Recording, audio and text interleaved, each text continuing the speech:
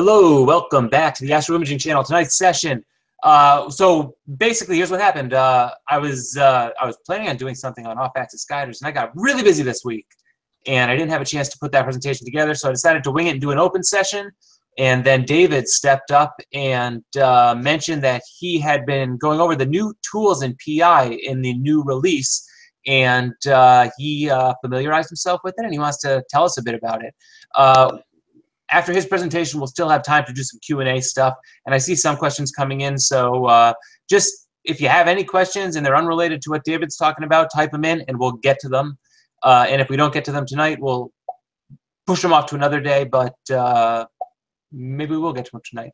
But of course, as always, before I go into that, I do want to show off our image of the week, which, once I find that window, goes to Mike Freeberg for this NGC 6946, and there is a supernova in this one. So I'm actually not sure where the supernova was. When was this? 2017, right? So I am not sure, but a really cool image, and it's great to capture them whenever supernovas are in them. Mike, congrats on the image of the week. You guys can always go to this website, theastroimagingchannel.com. Well, you probably already know where it is. Click leave a comment and comment on the images. We don't get many comments on the images, and they're all pretty cool. So we get more on Google Hangouts and whatnot, but I'd like to see them on the website because basically I just go through there and delete lots of spam.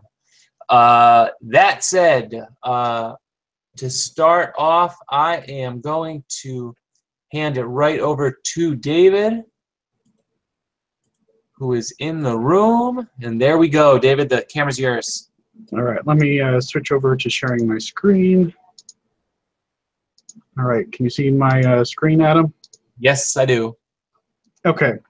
So there's a few new features in the new PixInsight release. So if you look at the 1.0.8.5 release that just came out, you know, there's some pretty neat new tools in there. There's this new local normalization tool. There's a new photometric color calibration. And there's a couple other neat little features that are in the middle of some of these things, like the large-scale structure rejection. There's some new features in terms of how you can drag and drop files from the File Explorer, from Windows Explorer into some of the lists and things like this. So there's definitely a lot of new stuff in here. There's some new features in terms of how you can do debayered images with deconvolution. Sorry, not deconvolution, with drizzle integration automatically if you're starting with raw frames and things like this. So a lot of good stuff in there in this new release. So I'm going to talk about 3 of these tonight. So I'll talk about the local normalization, the photometric color calibrator, and the large-scale image integration. I haven't had time to try any of the other ones yet. I don't really have a lot of Bayard data anyway, so probably not best if I do any demonstrations on that for the drizzle integration. But yeah, there's a good set here. So let's go over the photometric color calibration stuff first. This stuff is, you know, conceptually quite simple. There's a couple other programs that have done this in the past. Really what you're trying to do is take an RGB image and look at all the stars in there and compare them to known references so that you can balance the color in your image based off of scientific data, right? So for example, if I look at this RGB image, so this is just red, green, and blue filters combined into a single image. You can see, as you might typically see, the green channel is significantly brighter than the other channels. If I want to see what it really looks like, I can unlink the channels and restretch it. That gives me a little bit better idea of what this image actually looks like. But if this is just how the data looks raw in here. So I've stacked all this data, put it in here. I've done one other thing to this image, which is I have plate solved it with the image solver script. So if you go to scripts, image analysis, image solver. I've brought this up, and I've run it once already. So I've gone through, told it I'm looking near NGC 7331, put in my pixel size and resolution, and let it go. Right, so that goes through and measures this. This is actually off of drizzled data. My actual focal length is about 603 millimeters, so I doubled that to get the resolution correct here. Then I go through and plate solve the image, and it updates all the header information in here. If I look at this file and look at the FITS header for this file, you can see updates the object array, deck, all sorts of information, pixel size, focal length, all the different axes for how this stuff is projected in this field of view, right? So it updates all that stuff, all that information. You really need to be able to do that beforehand, before you get into the photometric color calibrator, because it's under the cover going to call that anyway. So if you can't plate solve your image with image solver up front, the photometric color calibrator isn't going to work anyway.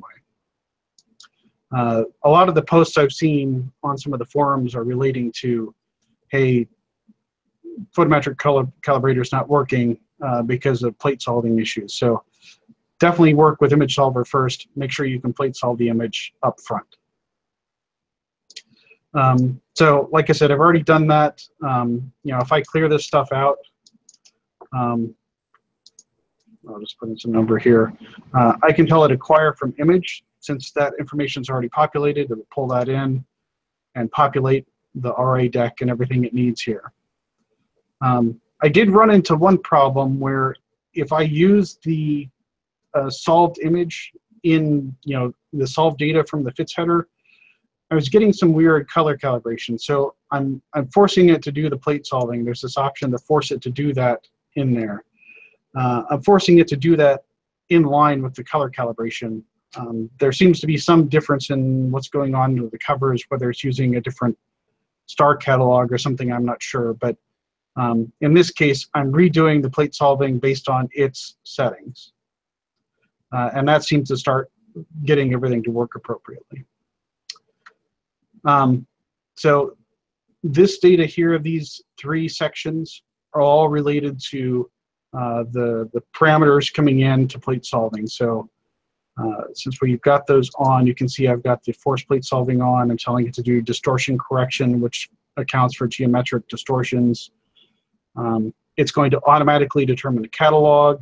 If I turn that off, you can see there's a whole bunch of different catalogs in here it can use. And it's going to automatically limit the magnitude that it searches through the catalog with based off of what it finds in here. And then there's some other projection information and sensitivity of star detection here. Generally, I've just left these things at default. Okay, so the other options we have here are related to the actual color calibration itself. The first one you can see is the white reference. So not only does this tool go through and do an analysis to find how your data plots relative, through your RGB filters, whatever filter brand that may be, to scientific filters. It does an analysis to see how those fit and compare to each other. But it allows you to project that into a different white reference. So the default it comes with is an average spiral galaxy, which the PixInsight guys are saying that this is for deep space objects, the closest you could get to a white reference in space. Average spiral galaxy has a mix of, O through M stars. You get a certain light output from the average spiral galaxy. So this is going to be your white reference. There's several different databases of star catalogs. The Strasbourg database is pretty comprehensive. So generally, I would just leave it on the Strasbourg database. You can turn off the color calibration and just get plots for what it's doing. In this case, we're actually going to apply it. Then under the photometry parameters, there's only one photometry catalog it can use at this point. You can specifically limit the magnitude of stars that you want to reference. You can do automatic aperture photometry where it will actually measure the stars and determine what the aperture is that it's going to use. You can change some other things in here like saturation threshold. This is how bright the peak stars are allowed to pass through. So if you want to really guarantee you're not getting erroneous data, like it defaults to 0.95. I actually dropped it down some to 0.8. And you can have it, show the stars it detected, the background models, and all this sort of stuff if you want to see what's going on. It goes through multiple iterations, so it'll spit out quite a few images as it's going through. This other option for PSF photometry, that under the cover uses the dynamic PSF tool to actually calculate the point spread function of the stars and calculate the flux from that. Aperture photometry is well proven. I don't know that you need to necessarily use PSF photometry. I've gotten pretty good results so far just using the aperture base.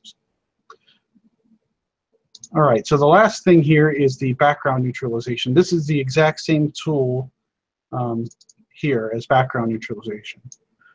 It does the exact same thing, which is aligns the background of all three channels so that they all have the average median intensity equal to each other. All right, so that just makes sure that the background looks even and is a neutral gray. So this just does it in line with this tool, so you don't have to do it separately. All right, so once you run the actually well proven, I don't know that you need to necessarily. Was there a question, Adam? No, just some interference. Okay. So I've got this running in the background. While that's running, are there any questions about what I've talked about so far in the room or well, on the... let me first ask Eric's question about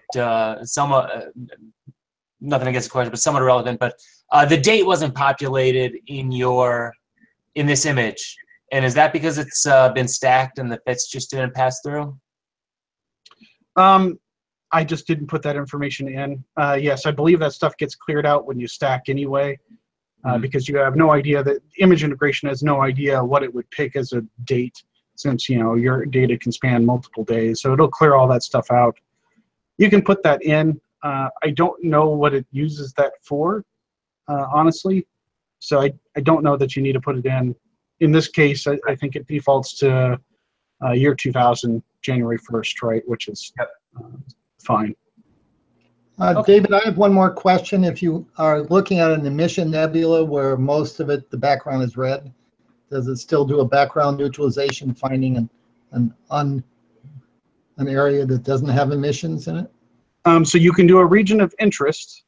So if you define a preview where there's no emission nebula, so you can kind of see it here in this section. So if you draw a preview there, and you can click the from preview to populate the left top width and height of that preview region, and then turn on the region of interest. It will just do the background neutralization based on that. Otherwise, if you think you've got nebulosity everywhere, I wouldn't do the background neutralization in line. I would turn that option off here and do that separately. David, I had one question. Is the goal of this to produce a final image that is essentially how it would appear to the naked eye? Effectively, yes. So if you use the G2V white reference, so the sun is a G2V star, is its spectral classification. So our eyes are used to seeing G2V light. So if you use the white reference as a G2V star, it is effectively setting these things to be, how our eyes would, as close as we can get it, perceive it. Now there's differences because you're using scientific filters for calculating those G2Vs. You're using Johnson-Cousins B and V filters and things like this in the scientific community, and then you're trying to do some sort of fit with your RGB data coming in. So it's not going to be absolutely perfect, but it's going to be about as good as we can make it, right? Okay. And it should be noted that if you want to start a monster thread over on cloudy nights, all you have to do is ask, what do stars really look like? Yes, that's a good point, Alex. You can really get a lot of heated debate going quickly doing that. But once it's done, you can see it's changed the background, so I'll need to restretch, redo my screen transfer function here. So if I restretch, you can see it looks a lot more neutral now. The channels are still linked, but you can see there's some blues, and let me push the saturation a little bit.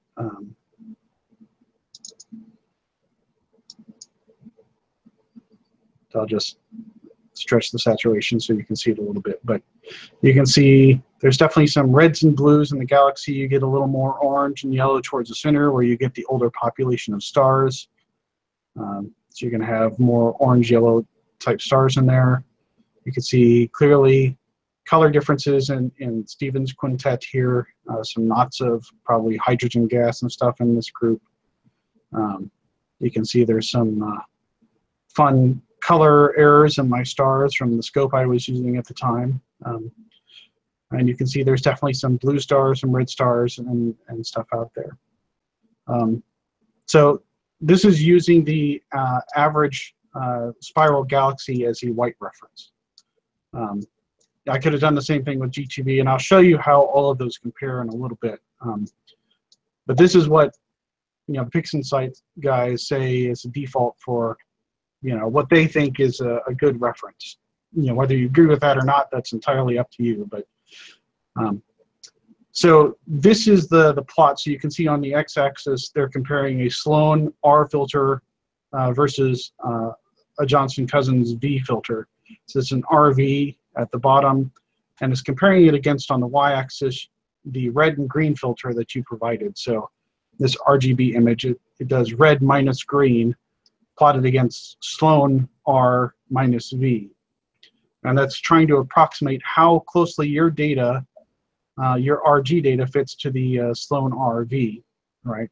And it's determining a fit function, a linear regression against that data to see how it fits. And it does the same thing with Johnson-Cousins B minus V and your blue minus green in effectively the same spectral class, right? So it tries to do this fit and then uses that information to project it into whatever white reference color space you've defined, right? So this fit should always be effectively the same, and then this determines how it gets projected into that white reference. So I'll move that down for a minute. So this was the average spiral. Let me back that off to where it was before. And then I will show you a few comparisons here. Get this out of the way. Okay, so this is the average spiral, same as the other one here, compared to a G2V calibration. So you can see the G2V, the reds are a little bit stronger in this. They stand out a little bit more than the blues. This is using an SA galaxy reference. You can see the blues are a little bit stronger in this one. They are forced to stand out a little bit more. A2V and A2, well, and A stars are effectively classified as white. If you look at a Hertzsprung-Russell diagram, the A stars fall into what we consider the white stars.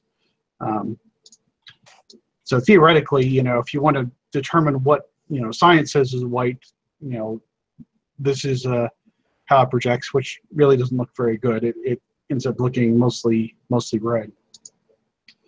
If you push it towards an O stars, it gets even redder.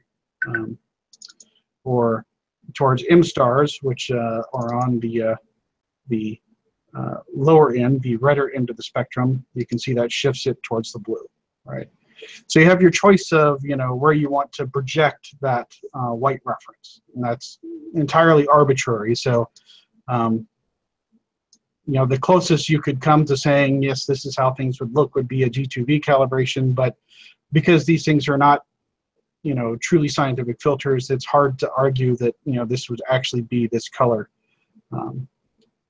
But, this comes, it's a pretty good match. I kind of like the way the average spiral works, but it's up to you. G2V looks pretty good as well.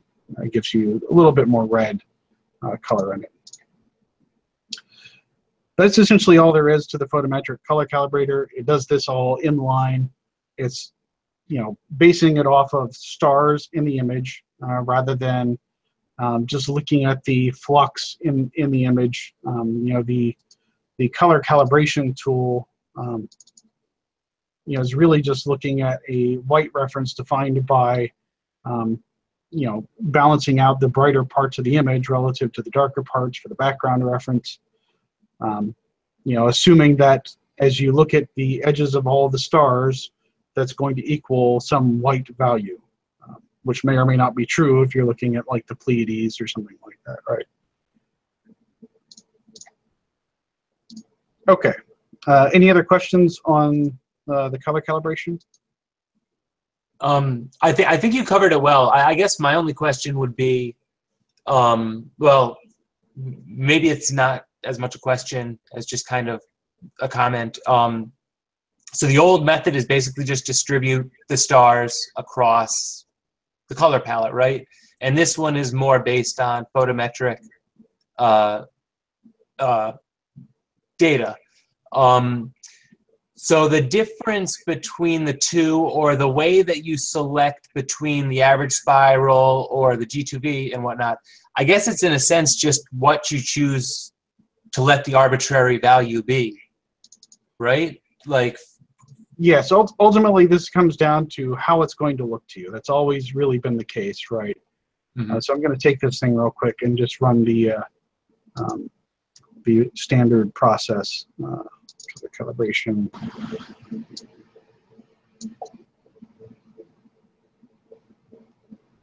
Which shouldn't take very long. I do like that they put background calibrate or background neutralization in the same tool. Yeah, it makes it so it's just one-stop shopping, right? So, yeah. And then I'll boost the saturation with this one, just like the others. Okay, so if I compare to the average spiral, you'll see it actually looks pretty similar.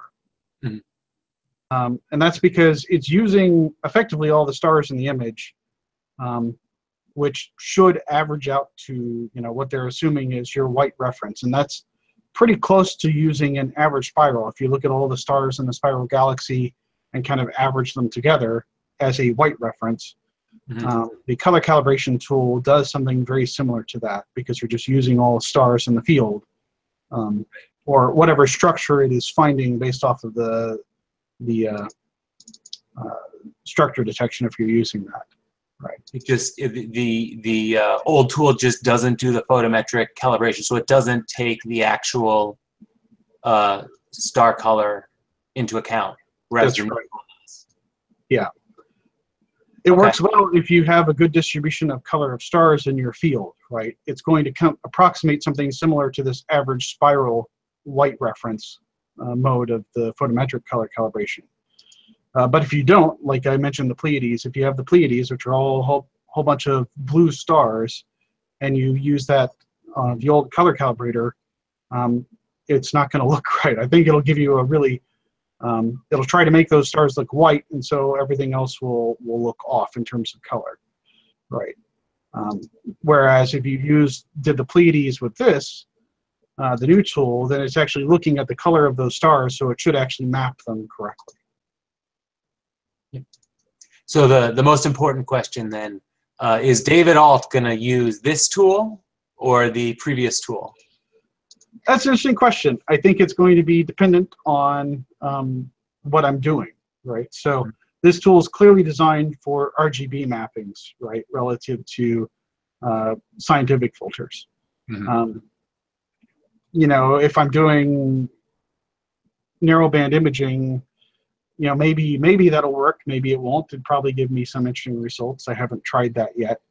And in general, I do a lot of upfront processing when I'm combining to make a synthetic color version of that anyway. So whether that works or not, or what it does, I don't know. That's for RGB data. Yes, I will probably using this. For everything else, probably we'll see what happens.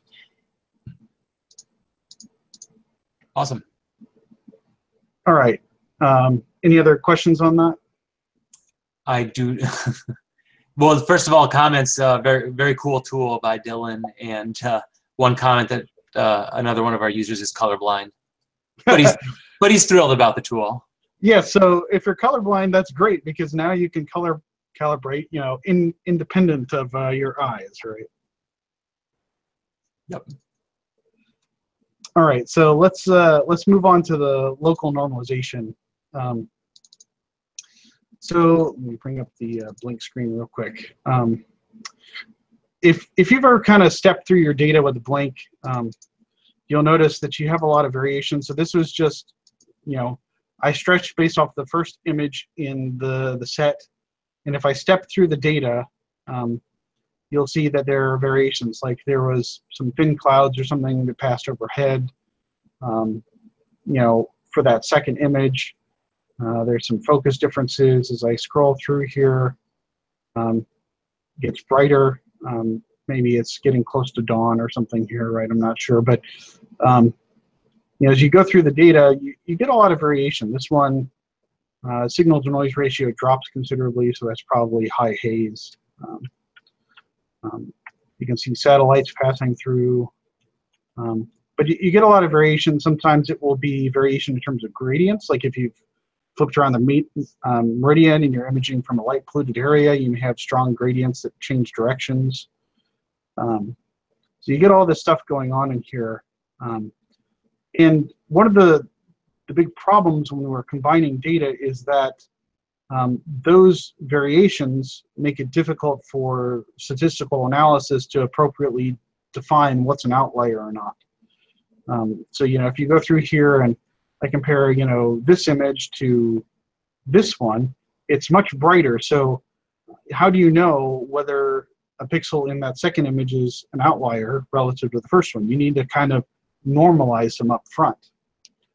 PixInsight kind of does this under the covers in the image integration. Close the blink screen. So if you look at image integration, bring up the other one. You have the scale estimator for determining normalization, and you can do additive with scaling, right? So that shifts and scales the image relative to each other. But there's some problems with that. And I'll show you an example here. So,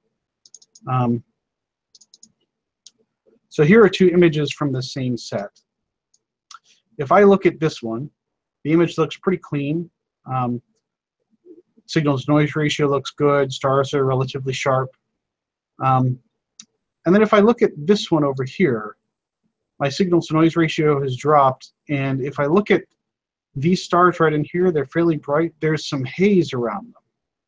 And I'm going to stretch it really, really quick, very strongly, so you can see there's clearly a really bright region around these things that isn't present in this one. And that's because there's some haze or something, or maybe the optics are starting to do up, something like that, that's causing scatter from the light in those stars in this particular image. So now I have not only variations in brightness in the image, but I have variations within the image on a per pixel basis. So the local normalization is designed to actually go through and even out these errors in the data effectively. It is trying to match the backgrounds of the data, normalize the data relative to each other, so that you lose all these variations before you get into actually integrating, so that your rejection and your final stack is actually cleaner.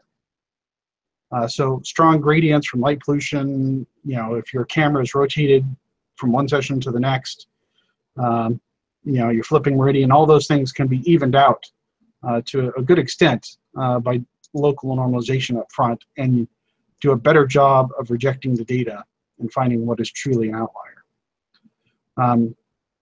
You know, if your data is pretty consistent, this tool may not be the most important for you.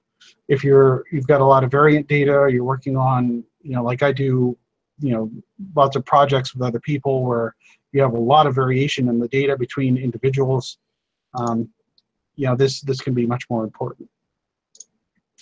So what I'm going to do real quick is I'm going to bring up the local normalization tool.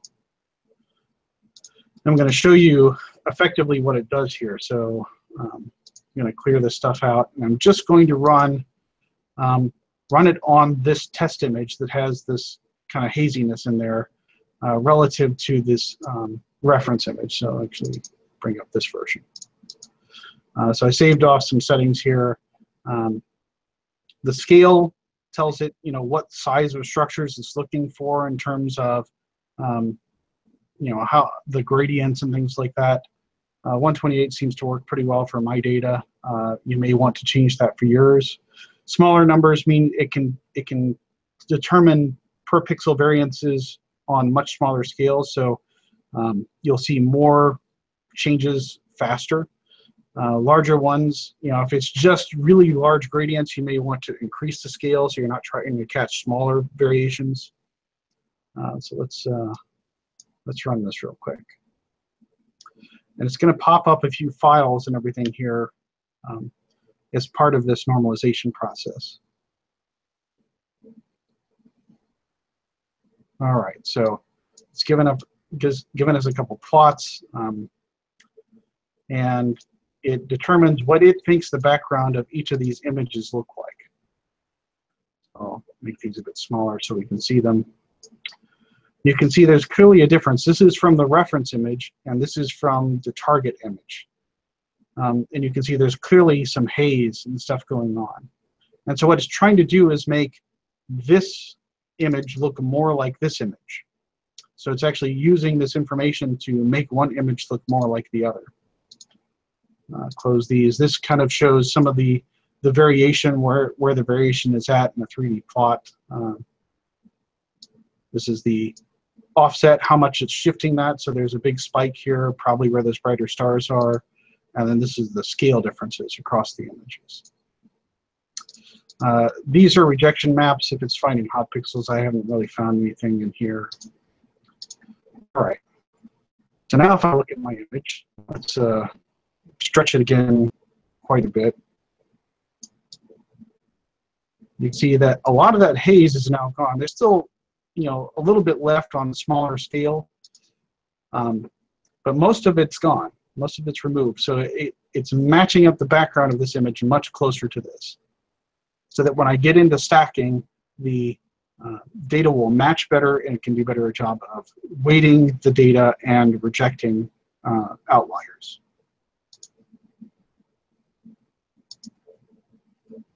All right. So the first part of that typically is you register your data. So my process in using this is I'll use subframe selector first to go through and actually you know, determine if I want to toss any data. Then I'll look at blank and compare that, just like we've talked about before. And then you get into star alignment. In star alignment, you know, you go through, register your data. A lot of this can be done through the batch preprocessor now. They've updated all this stuff so you can use local normalization in there. But it uses the registered data. So, you know, you'll register your data, dump it out in a folder. It goes off in this registered folder. And then you run local normalization. In this case, I'm using it on the same reference, this reference image, as I used for registration. And then I populated all the files that I want to normalize, including the reference image, if it's just one of the files that you're aligning. So if I go here and look in here, so you'll have all the files in here. I registered, so you get these drizzle files. They changed these to XML files now, so you get this XDRZ output format. The same with the normalization file. So after you run a local normalization, you'll get this new XNML file. I've just been dumping that in the same folder with the registered data. It can really go anywhere, but the key point here is it needs to be run on registered data, mostly because it's really looking for the variation in the frames relative to each other. So if they're not aligned, the variation will be incorrect. Right? So once you've got all your data populated here, I did a little bit of noise reduction, made sure hot pixels are going to get tossed. I haven't really changed or played with any of these other values. They've been working so far. And then told it where to put everything, and then hit the global apply and let it run. So like I said, it creates these normalization files. So now in this folder, along with my registered file, there's also a drizzle and a normalization for each one. So I get 3 files per registered image. Then once you get into image integration, you now have 3 files to populate if you're going to be drizzling, or just 2 if you're just doing the normalization, right? So this case, I'm grabbing all of the image data, and I want to add in all of my normalization files. If I look, these are all my XNML files, right? In this case, I'm going to add my drizzle files too. You can see it puts in the N and D indicators here, telling you that that file has the normalization and drizzle data with it. And then instead of the standard additive with scaling, you switch over to the local normalization mode, right?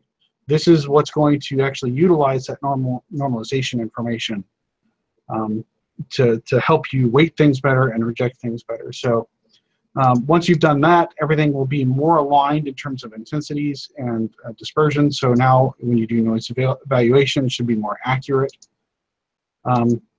Scale estimator, I don't even know if it actually uses this anymore, since you already have the normalized data appropriate. I'm not sure if it uses this at all anymore once you use this local normalization option. And then the rest is pretty similar, except for this line. There's a new normalization mode under pixel rejection. Generally, if you're doing lights, you want to use the scale plus 0 offset. Now there's a local normalization option that allows you to use that same normalization information to help with the clipping, the actual rejection of pixels. So I've been using both normalization under the image integration section and the pixel rejection section.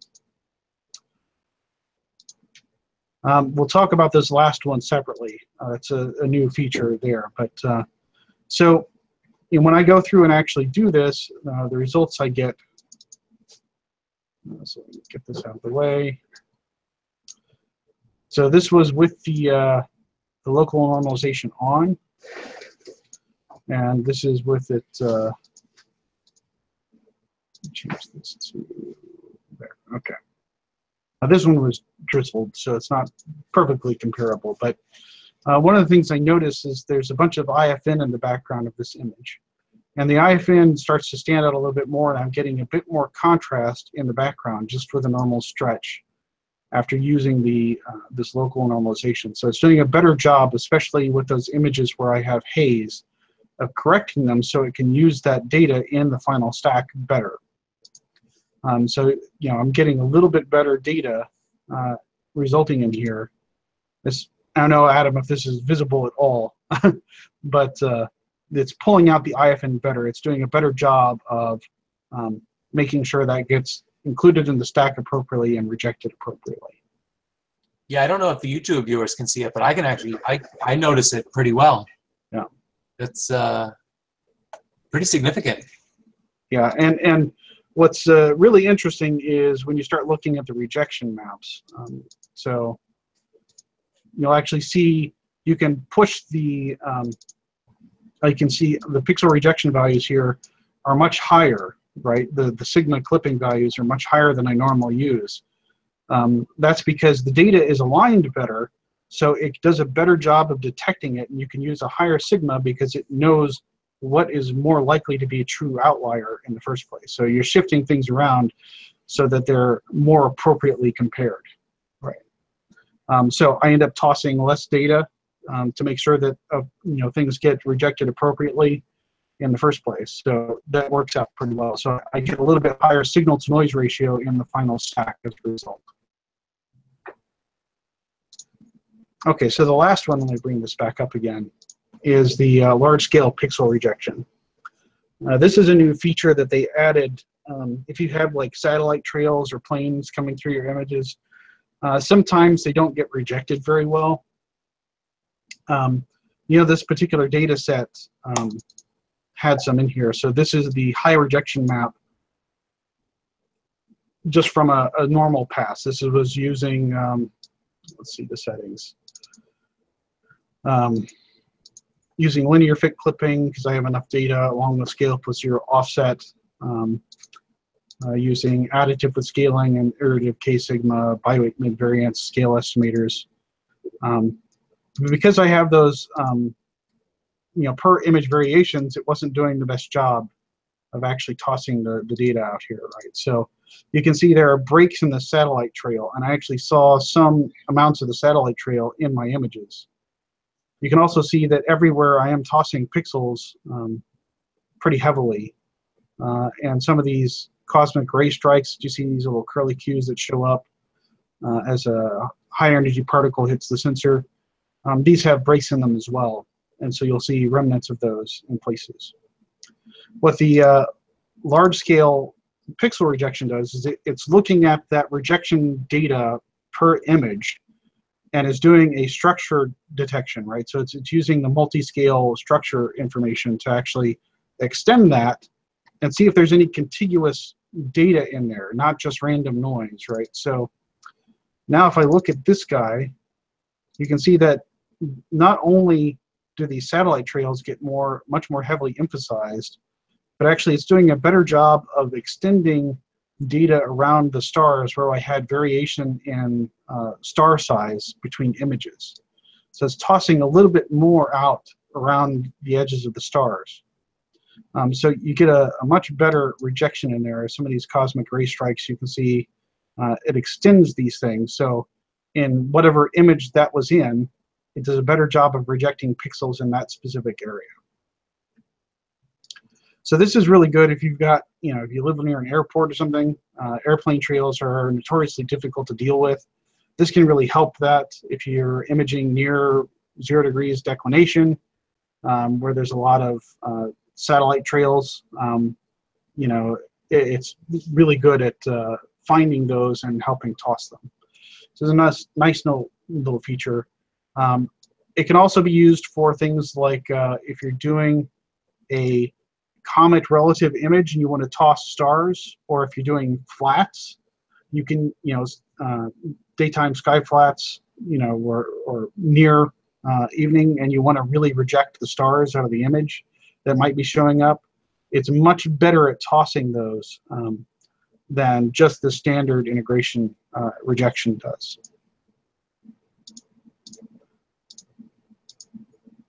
All right.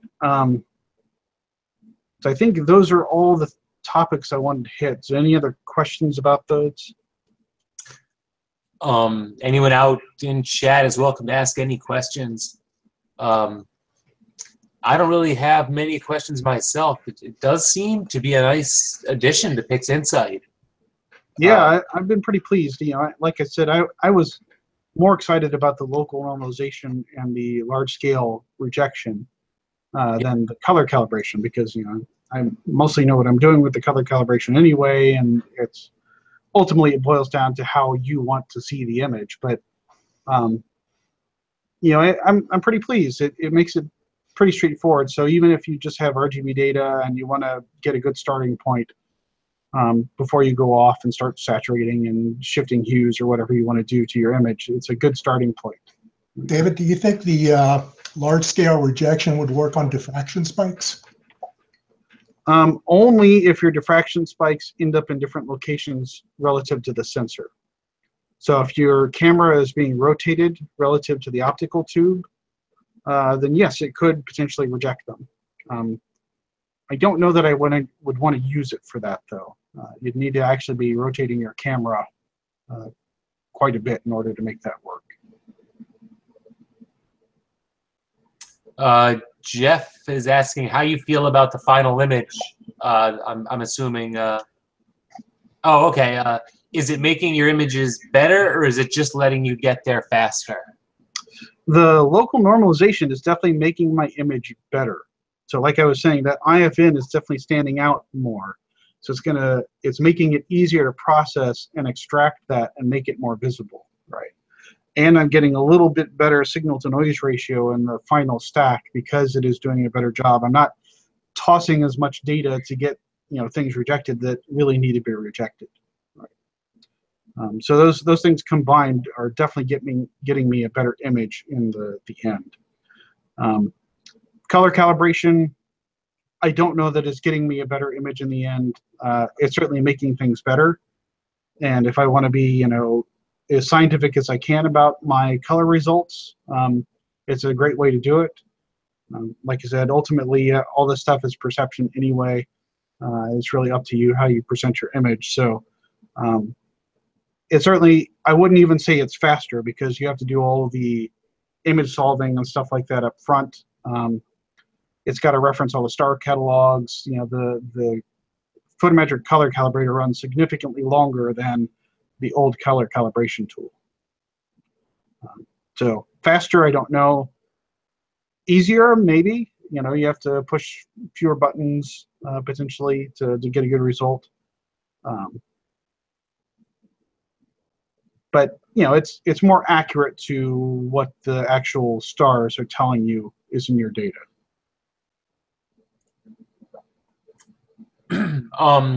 Did you say that the new local normalization tool is utilized in batch preprocessing script? Yes, I haven't tried that myself, but I believe I saw a post already. Let's bring it up and see if it's there. Registration parameters, not there.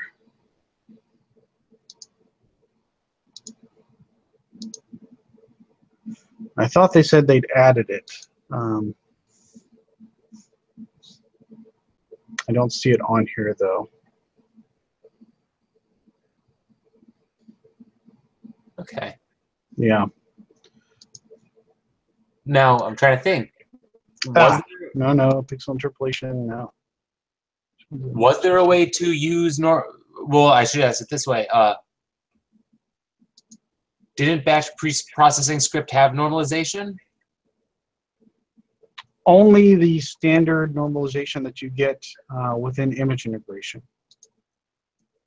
Okay. So is this just a new version of the standard normalization you get with image integration, or is this a separate new version tool? It is a separate tool, right? So local normalization is a separate tool entirely. Okay.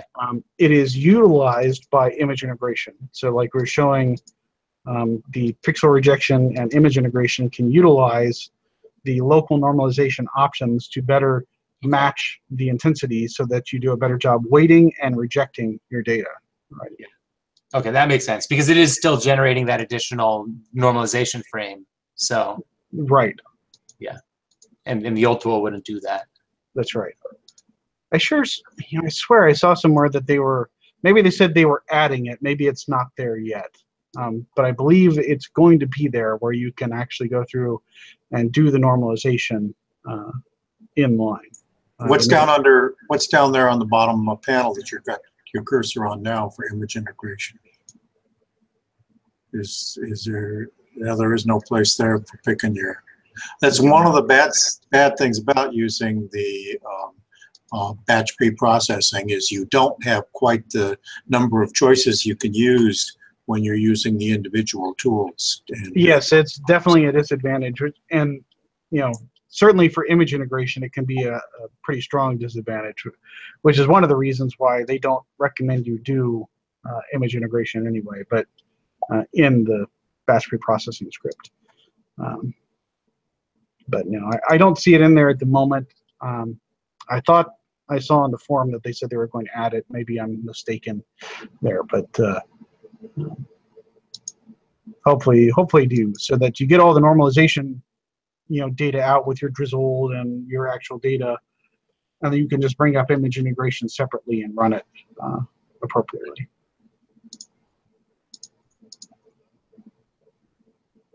Very cool. Now I understand why you were excited about local normalization. Of all the Yeah. tools, that seems to be the one that showed the biggest, just a difference, right? Yeah, there was a pretty sizable difference in that IFN in my 7331 image. So definitely pretty impressed with that. Very cool. I am going to switch us over to the questions, but what I am going to hope for is if any of you guys have any questions based on what David had presented, just ask them, type them in, and we'll get to them. And that way we'll just kind of have a batch of questions to go through. Let me steal my camera back. Well, the first question that I see is, how do you stack planets? From Jeff, personally, I have no idea what I'm doing with wavelet filters, and I would really like to know how to use them. Anyway, my planets always turn out less than what I see others with similar caliber gear achieving, so clearly I'm doing something wrong. Before I give my comments, do we have any proficient planetary imagers in the room that would like to comment on that? And I look around waiting for the microphone to get unmuted. Okay, I just unmuted my microphone, but not for that reason, because I have never taken a good planetary image. I can tell you, though, that I worked at it, and I worked at it really hard, and I've had some people take my hand and really show me how to do it. And I found somebody on Cloudy Nights who volunteered to look at my video files. And he got a hold of my video files and said that it wasn't me. It was the fact that I had really bad seeing, and there was just no way I could fix that. So I had spent hours and hours and days and hours, just trying to get it better. And I just didn't have it. I just did not get the image in the first place. I didn't get the good video. But I think we ought to find somebody who does good planetary processing and bring them in here. I think we ought to do that, Adam.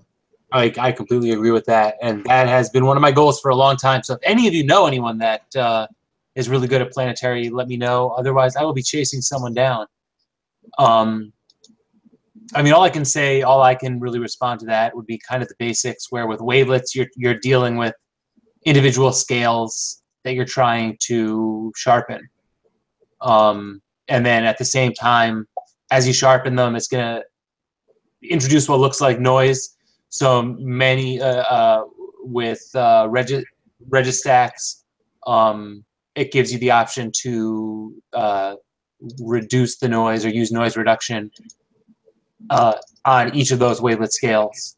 But it's basically a lot of just dabbling with the scale you're trying to sharpen, and I guess familiarizing yourself with the way they work. The only other tip that I can give you, and most of this is based in solar stuff, so I'm not quite sure, is I've had my best luck stacking with the software Auto Stacker and then bringing it into Registacks for wavelet processing. So I like Registack's wavelet processing a little bit better, and I liked Auto Stacker's output a little bit better. I would echo both of those. And Alex, your comments about seeing are spot on. Seeing is probably the biggest factor. And collimation.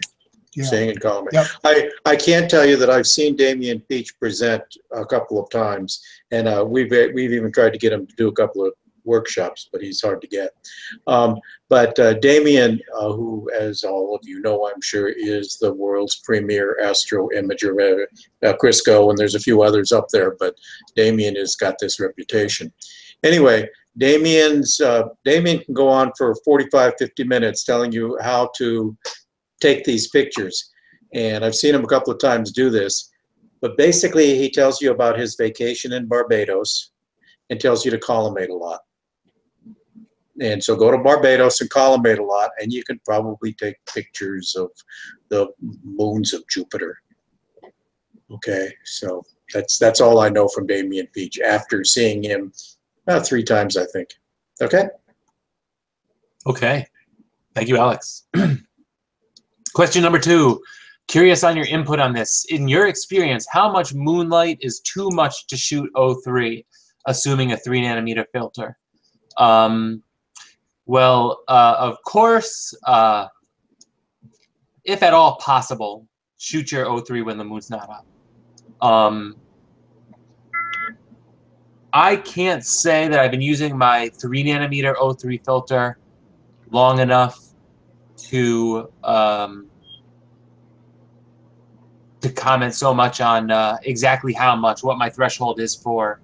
I'm not going to say throwing away the data, but more when I choose to shoot. I basically just do it through planning. I try and get that O3 when the moon's not up, and if the moon is a factor, or excuse me, if the moon is or isn't a factor, it's basically just determined by my my planning. You know, there's a couple of other factors you have to consider. One is, where is your target in relation to the moon? I think even more importantly is, how clean is your air? If your air has haze in it from air pollution or from fogs or just moisture, you're going to get a glow up there that reflects that moon. You may not be able to see it all that much, but you'll be able to, you're going to get a haze up in the sky.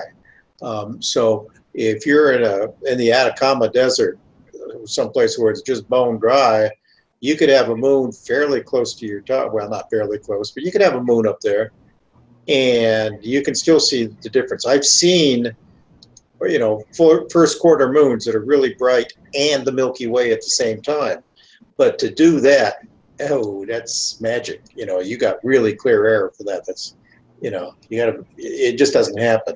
So there's no way that we can give you one particular answer. I can't tell you that I generally avoid it any time if the object is near the moon and it's more than a quarter. I'll pretty much avoid it. Just better times, better places to aim at, better targets. Adam? Yep. There, the answer that I would use is anytime the moon is more than half full, I don't shoot O3 with a 3 nanometer. There's so much, it's in the blue region. The moon's always going to interfere and cause gradients, no matter where you're shooting. So you try to shoot the O3 when the moon is less than half. You can usually get away with it. And of course, not in the same line as the object you're shooting, of course. Mm-hmm. Yeah, there's lots of things to factor. I mean, like Alex was saying, there's no just one answer for that, unfortunately, right? I mean, it also is dependent on what's your field of view. You have some sort of light shield to help, reduce stray light coming into the optical tube from the moon. How close is the moon? What's your setup look like? And so there's a lot of variation in there. And nebulosity versus stars. Yep. Are you going for an open cluster, or are you going for a big gaseous cloud? Well, the question was about narrow bands, so I assume you're talking about an emission nebula. Well, that's true. That's true.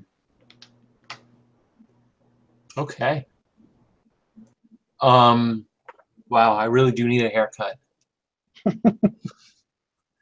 I've been trying for like 3 weeks now. Yeah, that question just got asked yesterday on Cloudy Nights, and that's exactly what my answer was. The one thing I added to that is that it's the weather.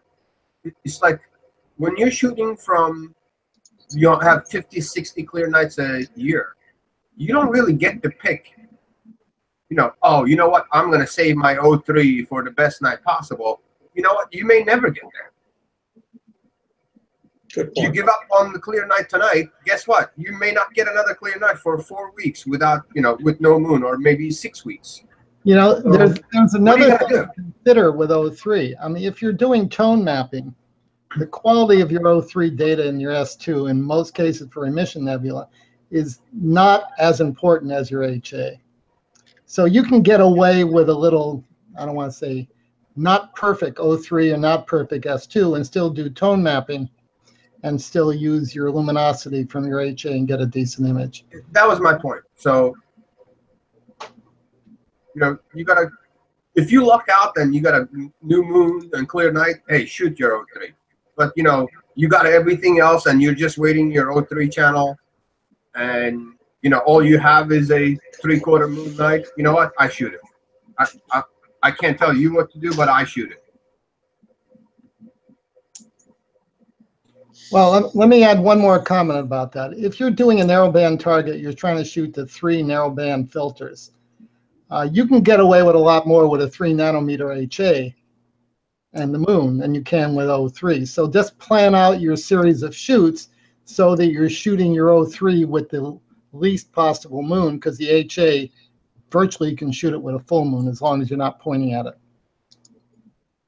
I think one of the hardest things to do is to shoot O3 first on a target, because I always want to see what the H alpha looks like. Yeah, right.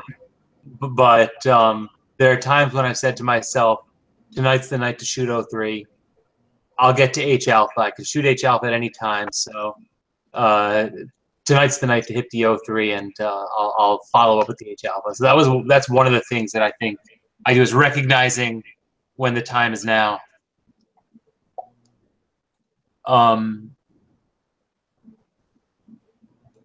What the heck just happened? Glenn is having a problem with stacking in Deep Sky Stacker. Using a DSLR unmodded, single shot looks better than the stack. What the heck is he doing wrong? I see you got some tips below about kind of working through one issue at a time. I'm not quite sure when you say looks worse, why it looks worse, what's going on. It could be a number of things. I'm just seeing if you had followed up.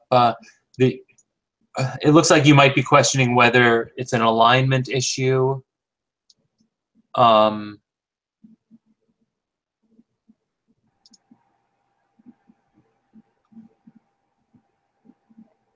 It should be, I don't know.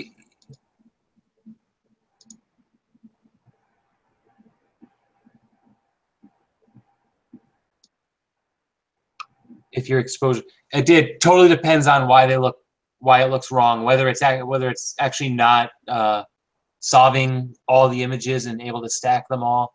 It's hard to answer that question with just the info we have, and I don't think that you followed up with anything more. So if you do have anything else to kind of follow up with that we could work with on that, feel free to type it in. David, do you know of a tool in beta in PI, TGV in Paint, to work like Photoshop's content fill? So the InPaint tool was a development side project, I think, for Carlos or I'm not sure who was doing it, but I've never seen it in an official release at this point. If you want to go and download the specific modules from the PI guys that are making it, you can do that and try it out. It comes with TGV Paint, TGV Restoration, a new version of TGV Denoise. It's not exactly the same as the content-aware stuff in Photoshop, but it's more geared towards actual deconvolution type stuff. Yeah, I don't know that they've gotten far enough. I know they're still in active development on those things, but I don't know when we're going to see them in the full release. Cool, thank you. Yeah, David Watkins, Auto Stacker for Planets. I noticed a big difference with Auto Stacker on my solar stuff. And I'm guessing you're talking about either Auto Stacker or Registax. How big a file can you feed into those programs? You never had any luck with more than 3 or more thousand frames? Well, I guess it depends on the size of your field of view, or I should say not necessarily the field of view, but the resolution of your frames. And I don't know if it's necessarily the length of the video because you're going to reject a lot of those frames. It might come more down to how many of the frames you're trying to include, and maybe you're just going over your available memory. I'm trying to think. I don't know if that would be the case, but I don't remember crashing those programs with solar stuff. Of course, I don't know if I actually hit 3,000 frames. So Yeah, I might ask, how much value is 3,000 frames? right, I mean, right. after the first 800 or 1,000, 2,000, and throw away half of them. You know, how big a file do you need in there? I mean, if you're taking a picture of Jupiter, you can, what is it, 2 minutes or something? You can go without starting to see rotation in it or something. And again, remember, I'm the guy that started my conversation a while back with I've never taken a good planetary picture. So you are asking the blind here. So Yeah. Now, also, one more thing is you can do a region of interest stack. If it's a planet you're doing, you can do a region of interest stack. When I'm doing solar stuff, I have to use basically the whole frame. So a planet, I'm even thinking 3,000 frames sounds like a lot, but it doesn't seem like a whole, like that much data if you're just doing region of interest. It might take a long time, but I don't know. I'm not sure it's just that there might be something else going on. There's a program out there called PIPP, Yes. which allows you to pre-process your video. So you can actually have it do some frame selection beforehand, so you can kind of trim down the number of frames you're feeding to auto stack art or AVI stacker or Registacks or whatever you're going to use, right? So it's a good way to prune things down a little bit up front. Yep. And also, you can also do like cropping and stuff up front too. So it'll do a very, very quick alignment on the planet, get it roughly centered, and you can crop around that so that your video output of that is much smaller too. Yeah, Dylan's also saying auto stacker 2 for stacking and Registacks for wavelet sharpening, winning combo.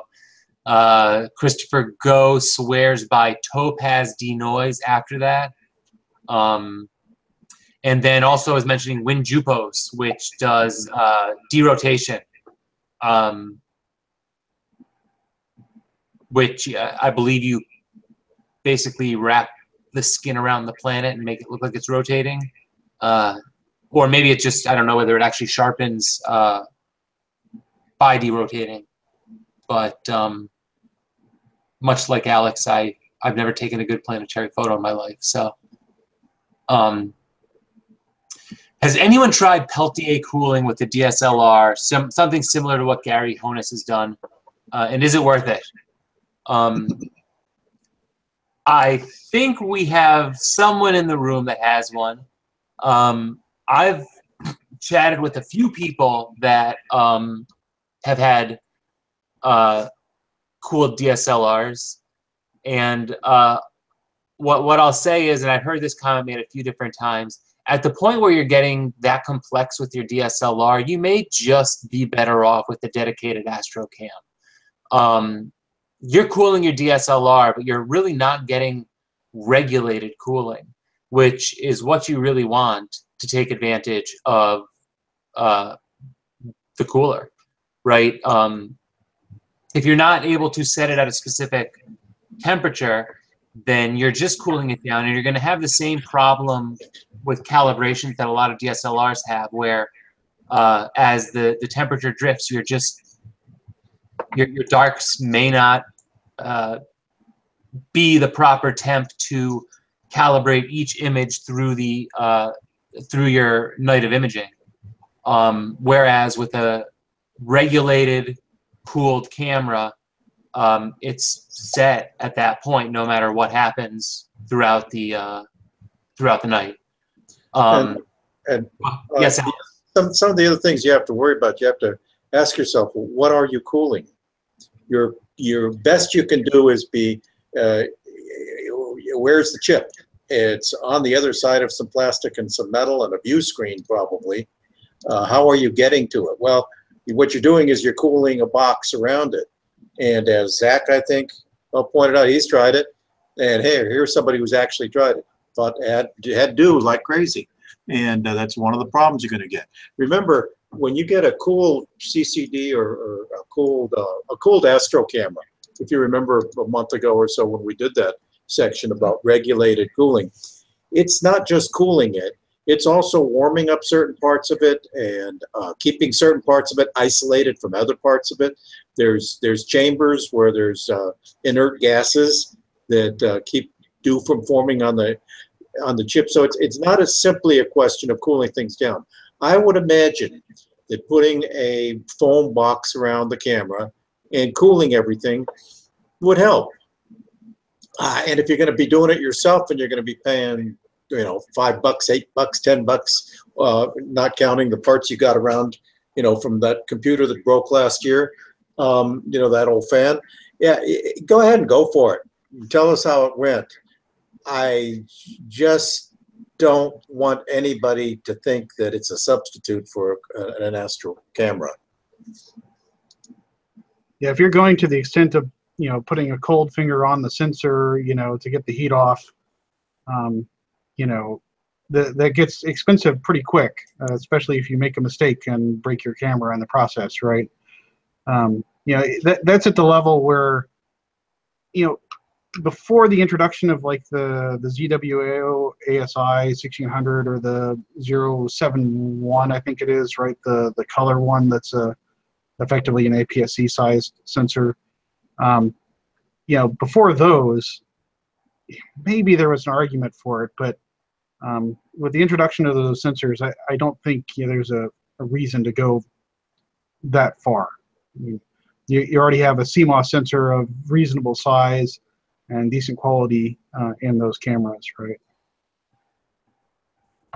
Yeah, by the time you get the HA mod and the money you're going to spend on the cooling, it's going to cost you more than one of those cameras that David just mentioned. Right, and then it's still one-shot color, so you're not even able to. It's not like, I don't know if they're even still doing it, monofying DSLRs, where you remove the Bayer array. So like, you know, you're probably having a lot of fun modifying the camera, but you could probably buy a better operating camera for less than you're going to have into it when all is said and done. I don't know. I think I'm sounding snooty or something, but they sound to me like barn door trackers. You know, those things where you can make it up and, hey, look, you can follow the stars, can't you? No, you can't. You know, it's a good idea and it's fun to play with, but after doing it, you're going to have some parts sitting around on the shelf and you're not going to be using it as much as you thought, I think. It's actually exactly like a barn door tracker. It's a conceptual thing, right? You want to understand the concept of what's going on, but it's not a substitute for what you really want, which is look what I can do with my cell phone. Yeah, you can do it with your cell phone, okay? But I thought we were going to talk astro imaging here. Yep. They just aren't there yet, you know. And Mark had a subsequent question about would taking more darks get you similar results in comparison for the Peltier cooler, and the answer to that is no, right? Especially if your cooling is unregulated, then darks, you know, you have to start building up libraries of darks to get a good result. And really all you're removing with darks is the fixed pattern noise, the hot pixels, cold pixels. If you're not using bias frames, if you have color, you know, temperature matching darks and things like this, and you're removing the bias signal, some of the banding and things like that. But you're not really improving the noise response of the camera, right? The dark noise is still going to build up. So while you might be able to clean up the image a little bit more, it's still going to be pretty noisy.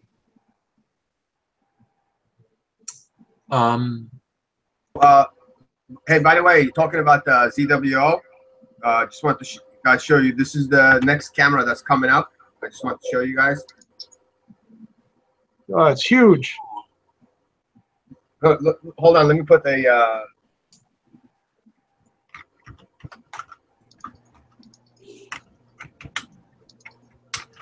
Here's a 1.25" filter. Wow. So is that 59, 55, whatever sensor or something like that? I can't It's the remember what one and the Nikon 810. It's color, isn't it? Nice. Yeah, Oh, is it color only? yeah. So it's a Sony Exmor shaved back 094. ICX 094. Very Yeah, nice. so it's not out yet, so this is like a little put together thing. Okay, So Olga, either We'll see how- Who's either got got the the big experience? sensor or you got small hands. He's got two hands behind him up on the wall. Hey, Larry's asked an important question. Anybody think of trying? He's thinking of trying a CMOS camera, and he sees reference to gain settings and offset settings. Somebody care to explain that? David, would you care to explain that one? Yeah. So if you look at a DSLR and you have ISO settings, so this is changing the response of the pixels, not the response of the pixels, but the response of the amplifiers and how it detects the voltage from that pixel. So you are changing the amplification effectively by changing the gain. The offset settings are typically, they can be done in hardware and in multiple places. I'm not sure which some of the newer CMOS cameras where they actually do the offset, but it's effectively a reference voltage or a reference value that can be adjusted to make sure that your data is not clipped whenever you're taking it.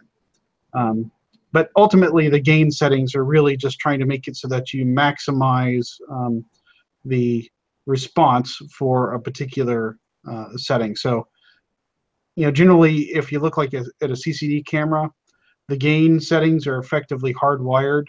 They may have two settings, one for non-bend and one for bend, and they're always trying to maximize the charge response.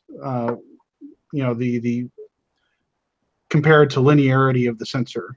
All right, so you want your sensor to come close to filling up, but since they have all these protections on there so they don't bloom and stuff anymore, you want it to stay within the linear range. So they hardwire, set the gain and firmware for those different modes. The CMOS sensors allow you to modify those however you choose, so that you can oversaturate or undersaturate your pixels based on what you want to do. So it's effectively just like changing the ISO settings, right? I don't know which direction they go in like the ZWO cameras, for example. If gain of 0 versus gain of 300, I don't know if that's, linearly equivalent to, ISO 100 to ISO 1600 or something like that, or if it's inverse, I'm not sure. But effectively, changing the gain is changing the amplification.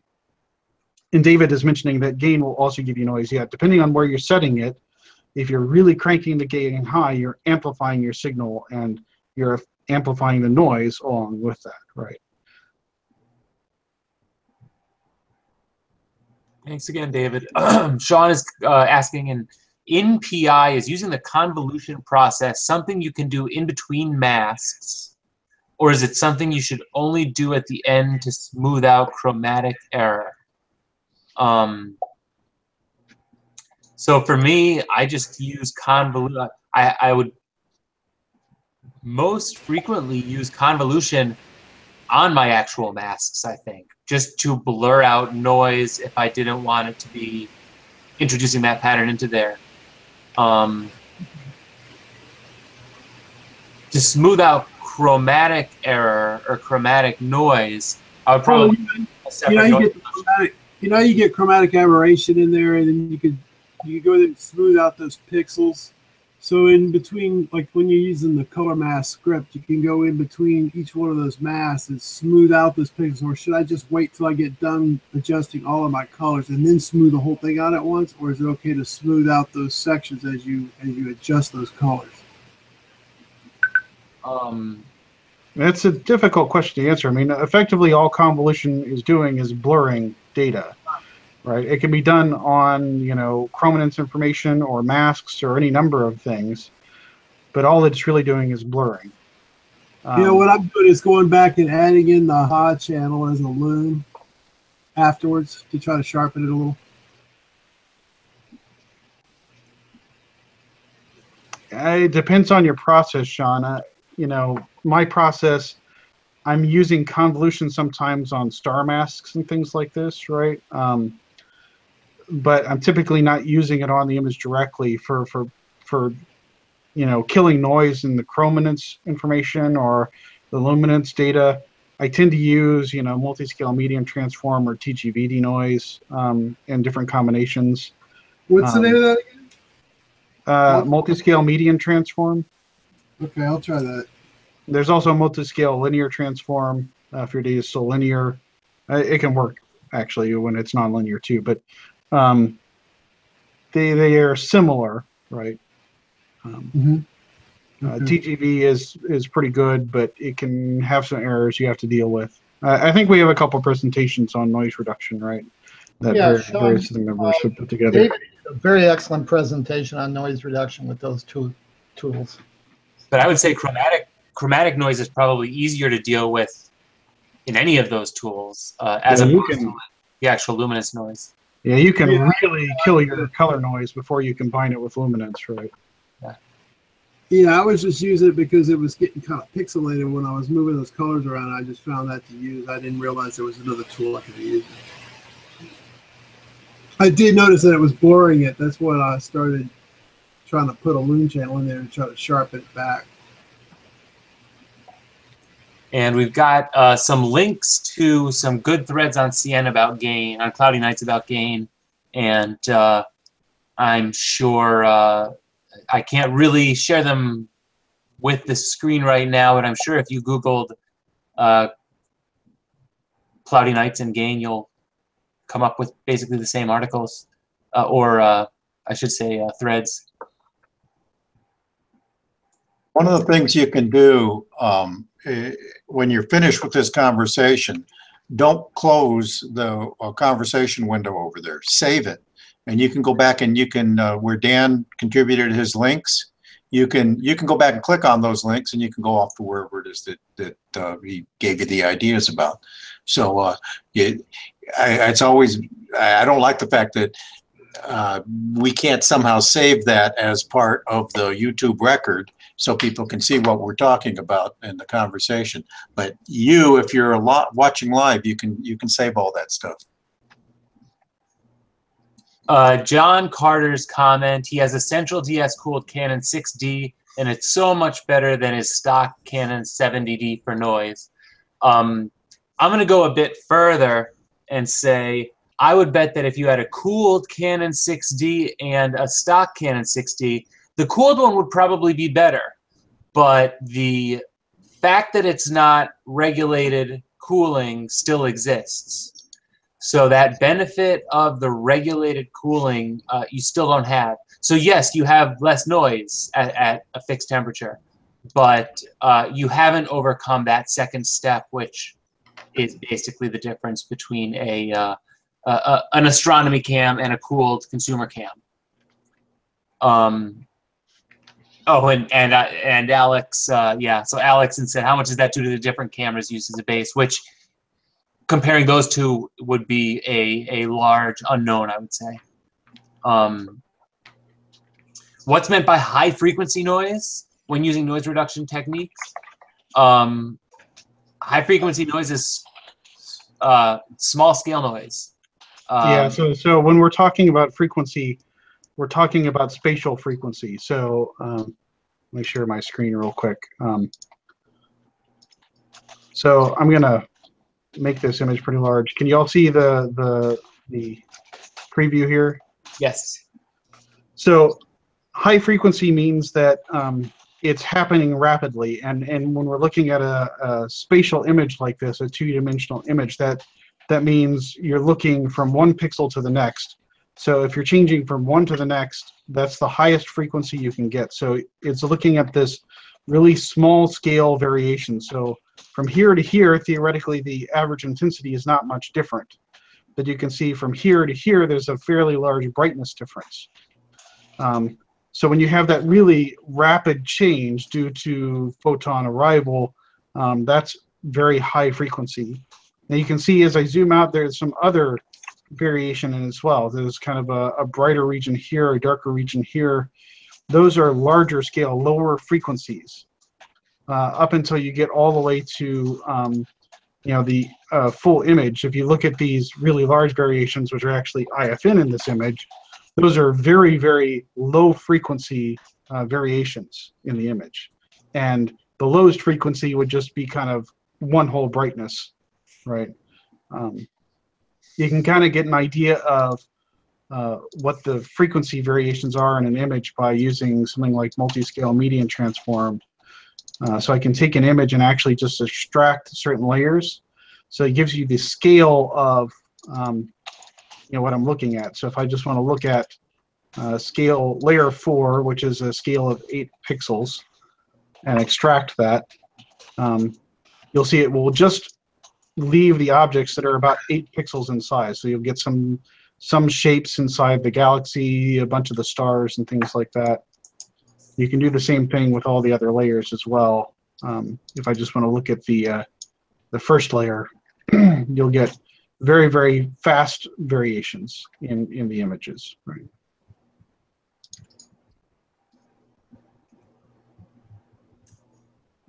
Thank you one more time, David. And Dylan is making us a little jealous. He just stepped up from his Canon 70D to a 6D Mark II. And the difference is night and day noise-wise. Yeah, I mean, I remember when the 70D came out, and it was a pretty awesome camera. And wow, now I guess it's a little bit old. And Canon's actually made some good progress with their sensors as of late. Although, as I think about it, the 70D was the first big step up with from some of their older sensors, and they seem to have continually improved it, which I guess is always the case. Just keeps getting better and better.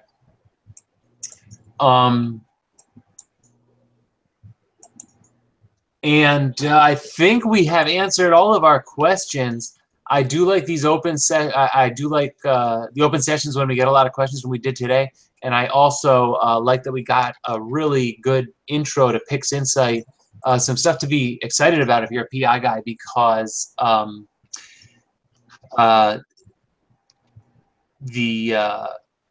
don't know, the color calibration was something I had hoped they would do, because I know some purists say, oh, it's not G2V. There was some scrutiny over PI's old color calibration routine, and even the PI guys who defended it, I think, kind of felt the heat in it, and maybe developed this tool so that they had an option. So that's what I thought would be the big news out of this, but I think David's demonstration changed my mind on that. That local normalization, that made a big difference. That was very impressive. So we'll have a few cool tools, to be able to play around with over the next, I guess, few shooting seasons. Thank you, David. Thank you all guys for coming.